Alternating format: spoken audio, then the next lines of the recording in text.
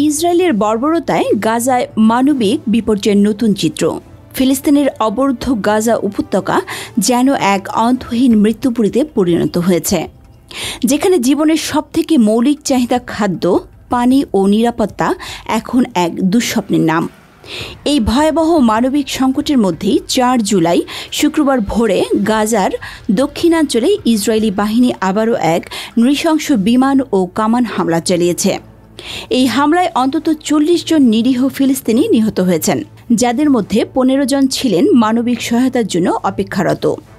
ত্রাণের জন্য দীর্ঘ প্রতীক্ষারত ক্ষুধার্ত মানুষের উপর এই হামলা কেবল একটি সামরিক পদক্ষেপ নয়, বরং মানবতার চরম অপমান, যা এই সংঘাতের অমানবিক দিকটিকে আরও তীব্রভাবে ফুটিয়ে তুলেছে। বার্তা সংস্থা আনাদুলু এবং স্থানীয় সূত্রগুলোর প্রতিবেদন অনুযায়ী শুক্রবার ভোর থেকে গাজার দক্ষিণাঞ্চলের খান ইউনিস, রাফা এবং আল মাওয়াসি এলাকায় ইসরায়েলি বাহিনী একযোগে আক্রমণ শুরু করে। এই আল মাওয়াসি এলাকাটিকে ইসরায়েল নিজেই পূর্বে মানবিক অঞ্চল বা সেফ জোন হিসেবে ঘোষণা করেছিল, যেখানে বাস্তুচ্যুত ফিলিস্তিনিদের আশ্রয় নিতে বলা হয়েছিল। কিন্তু সেই তথাকথিত নিরাপদ অঞ্চলেই এখন মৃত্যুর মিছিল। যুদ্ধ বিমান থেকে ফেলা বোমা এবং দূরপাল্লার কামানের গোলা সরাসরি আঘাত হানে বাস্তুচ্যুতদের অস্থায়ী তাঁবু এবং আবাসিক স্থানগুলোতে। খান ইউনিসের পশ্চিম আল মাওয়াসি এলাকায় একটি আশ্রয় শিবিরে চালানো বিমান হামলায় এক পরিবারের বেশিরভাগ সদস্য নিহত হন বলে জানা গেছে। প্রত্যক্ষদর্শীরা আনাদুলু এজেন্সিকে জানান, টাইবা টাওয়ারের কাছে অবস্থিত ওই আশ্রয় শিবিরে বহু মানুষ ত্রাণের গাড়ির জন্য অপেক্ষা ছিলেন। তাদের আশা ছিল হয়তো আজ কিছুটা খাবার মিলবে, কিন্তু খাবারের গাড়ির বদলে তাদের উপর নেমে আসে মৃত্যুর পরোয়ানা। মুহূর্তের মধ্যেই তাঁবুগুলো ছিন্ন ভিন্ন হয়ে যায় এবং চারিদিকে ছড়িয়ে পড়ে আর্তনাদ। নিহতদের ছিন্ন ভিন্ন দেহ এবং আহতদের কান্নায় সেখানকার বাতাস ভারী হয়ে ওঠে। একইভাবে আল মাওয়াসি, রাফায় কামান হামলায় আরও অনেক তাঁবু ধ্বংস হয়, যা বাস্তুচ্যুত মানুষের জীবনকে আরও দুর্বিষহ করে তুলেছে। এই হামলা প্রমাণ করে গাজায় ইসরায়েলের ঘোষিত কোনো নিরাপদ অঞ্চল আসলে নিরাপদ নয়। এই হামলার আগের দিন অর্থাৎ ৩ জুলাই বৃহস্পতিবারও ছিল গাজায় অন্য একটি রক্তক্ষয়ী দিন। উপত্যকা জুড়ে ইসরায়েলি হামলায় ১০০ জনেরও বেশি ফিলিস্তিনি নিহত হন। সেদিনও বেইত লাহিয়া এলাকায় ত্রাণের জন্য অপেক্ষারত ৫১ জন ফিলিস্তিনিকে হত্যা করা হয়।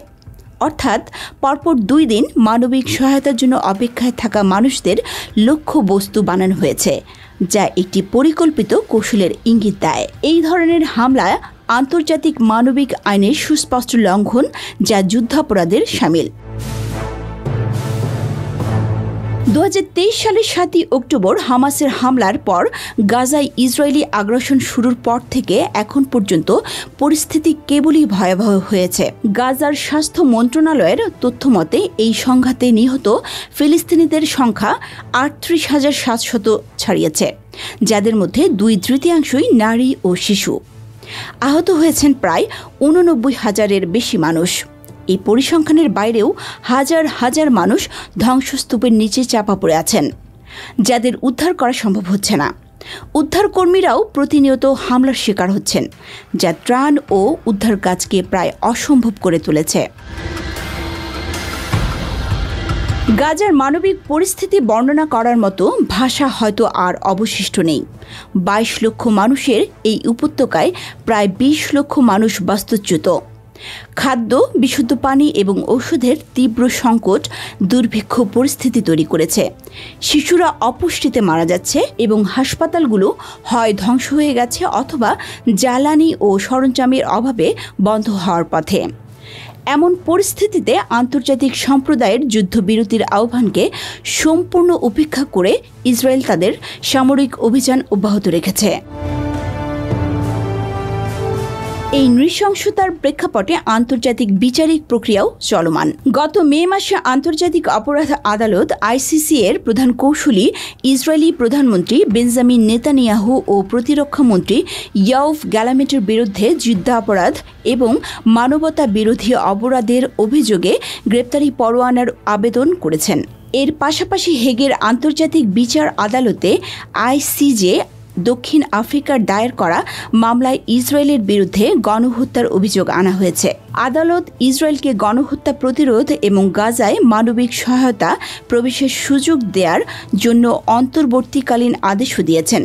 কিন্তু ইসরায়েল এসব আইনি প্রক্রিয়া ও আদেশকে বিন্দুমাত্র সম্মান না দেখিয়ে তাদের নির্বিচার হামলা চালিয়ে যাচ্ছে, যা আন্তর্জাতিক আইনের প্রতি তাদের চরম অবজ্ঞারই পরিচায়ক। ফিলিস্তিনের গাজায় চলমান এই পরিস্থিতি কেবল একটি আঞ্চলিক সংঘাত নয়, এটি বিশ্ব বিবেকের জন্য একটি বড় পরীক্ষা। এটি আন্তর্জাতিক আইন, মানবাধিকার এবং বিশ্ব শান্তির ধারণাকে প্রশ্নবিদ্ধ করেছে। অবিলম্বে একটি স্থায়ী যুদ্ধবিরতি কার্যকর করা এবং ফিলিস্তিনি জনগণের সুরক্ষা নিশ্চিত করতে আন্তর্জাতিক সম্প্রদায়ের, বিশেষ করে ক্ষমতাধর রাষ্ট্রগুলোর আরও জোরালো এবং কার্যকর ভূমিকা পালন করা এখন সময়ের দাবি। ইতিহাস এই সম্মিলিত ব্যর্থতাকে মানবতার একটি কালো অধ্যায় হিসেবে মনে রাখবে।